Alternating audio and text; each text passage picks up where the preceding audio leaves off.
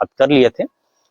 और हो क्या रहा था कि जो कांधार का जो रीजन है, जैसे कि आप मैप पे देख रहे थे, यहाँ पे आप मैप को थोड़ा सा देखिए, यहाँ पे मैप को देखेंगे, ये जो कांधार का जो रीजन है, कांधार का जो रीजन है, कांधार ईरान का रीजन था। और यहाँ पे कुछ अफगान शासकों ने, कुछ अफगान शासक नहीं, अफगान लोगों ने यहाँ पे विद्रोह कर चुके थे।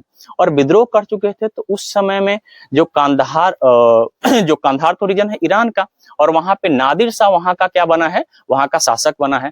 और नादिर शाह जब शासक बना है वहां पे, तो अफगानों को कंट्रोल करने के लिए, उनको दमन करने के लिए अपने सैनिक को भेजता है। और जैसे ही सैनिक को भेजता है तो वो सब चले जाते हैं, काबुल की तरफ चले जाते हैं। लेकिन काबुल टेक्निकली किसका है? काबुल टेक्निकली मुगल के कंट्रोल में है। और काबुल जब टेक्निकली मुगल कंट्रोल में है तो वो ईरान का शासक नादिर शाह यहाँ पे तो सैन्य कार्रवाई नहीं कर सकता है।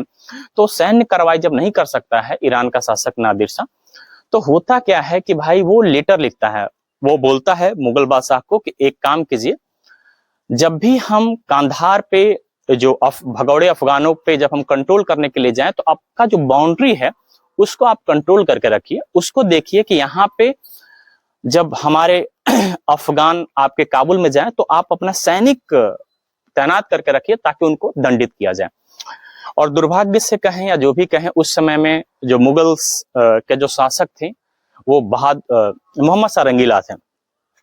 जैसे कि हम पहले ही बता चुके थे कि औरंगजेब के बाद कम से कम 6 मुगल शासक, जो रंगीला था ना, वो उनका चरित्र बहुत शानदार तो था नहीं, फिर भी अपने जो नादिर शाह था अपना राजदूत मोहम्मद शाह को भेजता है। और उस समय में मुगल बादशाह एक कह भी देता है कि ठीक है, जब आप ये सब कार्रवाई करेंगे तो हमारी सुरक्षा वहां पे लग जाएगी।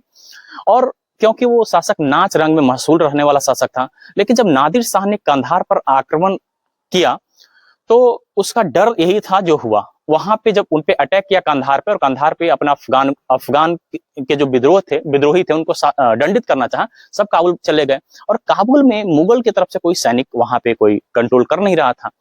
इससे क्या हो गया कि नादिर शाह बड़ा क्रोधित हुआ और वो कहा कि भाई अब हम भारत पे आक्रमण करेंगे। हालांकि उसका एक तत्कालिक रीजन रहा था, एक बड़ा रीजन नहीं था। भारत को लूटना पहले से भी चाहता था और उसका उद्देश्य भारत को लूटना था, भारत की धन संपदा को क्या करना था, लूटना था। नादिर शाह को लगता था कि भारत अगर सोने की चिड़िया है तो कुछ पर मुझे भी चाहिए। खैर, ये बात की बात है। खैर, देखते हैं कि भारत की स्थिति उस समय कैसी थी।